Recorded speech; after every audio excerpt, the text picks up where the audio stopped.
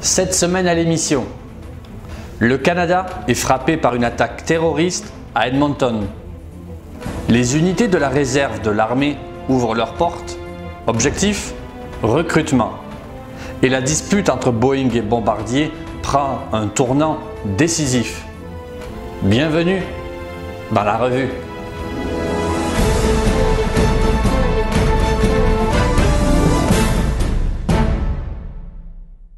5 personnes, dont un policier, ont été blessées samedi soir lorsqu'un véhicule a foncé sur eux à Edmonton, en Alberta, dans ce qui est considéré comme une attaque terroriste par la police.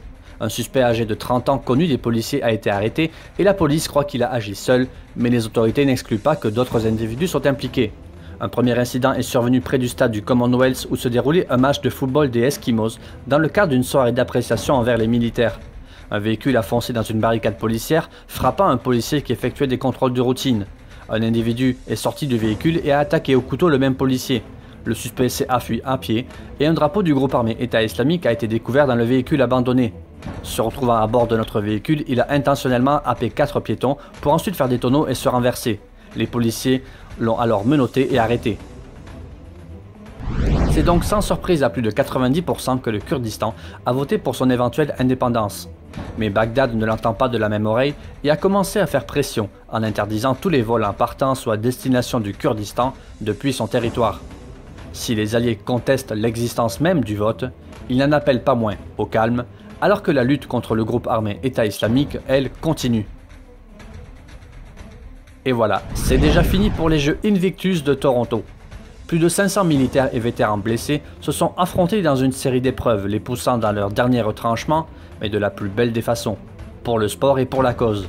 Des dizaines de milliers de personnes ont assisté aux nombreux matchs et le rendez-vous est déjà donné pour les prochains Invictus Games en octobre 2018 en Australie. Offensive majeure des forces armées canadiennes pour le recrutement à travers tout le pays. La réserve de l'armée a ouvert les portes de ses différentes unités. Et à Montréal, ville qui compte près d'une dizaine d'unités sur l'île, la population s'est déplacée nombreuse pour venir s'essayer aux différentes armes, admirer des véhicules en tout genre, ou bien voir des démonstrations originales, comme du rappel chez les fusiliers Mont-Royal, ou bien de la musique écossaise au Blackwatch. Les forces souhaitent augmenter de 1500 réservistes leur effectif à moyen terme, et une bonne part, soit presque le tiers, est prévue au Québec. Si des unités comme au renseignement ont déjà atteint leur quota, d'autres en revanche sont en forte demande de candidats, comme chez les ingénieurs qui faisaient de nombreuses démonstrations. Une autre journée portes ouvertes est d'ores et déjà prévue début novembre. L'adieu au GG. Les forces armées canadiennes ont tenu une cérémonie cette semaine pour dire au revoir à leur commandant en chef, le gouverneur général David Johnston, qui quitte officiellement ses fonctions ce 2 octobre. En 7 ans de mandat, le GG a été sur de nombreux théâtres, a visité toutes les bases et a toujours respecté la valeur de l'uniforme et de celles et ceux qui sont derrière. Foutez le camp en s'adressant aux racistes. Le directeur d'une académie militaire américaine n'a pas mâché ses mots quand il a découvert des insultes racistes dans son établissement et la vidéo de son discours devant les étudiants faisait le tour du monde. 5 étudiants noirs en année préparatoire à l'Académie de l'armée de l'air à Colorado Springs ont trouvé lundi dernier des injures racistes sur leur porte. L'un d'eux a posté sur Facebook une photo d'une ardoise blanche sur laquelle était inscrite « Rentre chez toi le nègre ». Le vent a tourné. Boeing, qui était jusque-là considéré comme le sauveur de la future flotte d'avions de chasse canadiens, subit les foudres d'Ottawa. En cause, sa plainte contre Bombardier qui vient d'aboutir à une décision du département américain du commerce d'imposer des droits compensatoires de 220% aux avions C-série de Bombardier.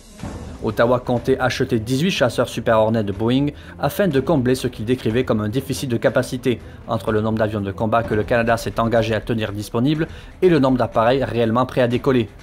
De passage à Riga, en Lettonie, où 450 militaires canadiens sont déployés, le ministre Sajjan s'est pour sa part dit déçu de la décision des autorités américaines, disant envisager désormais de considérer de nouvelles options et rappelant ne pouvant faire affaire avec une entreprise qui menace l'industrie canadienne. Voilà, merci d'avoir regardé cette revue de l'actualité de la semaine du lundi 25 septembre au dimanche 1er octobre.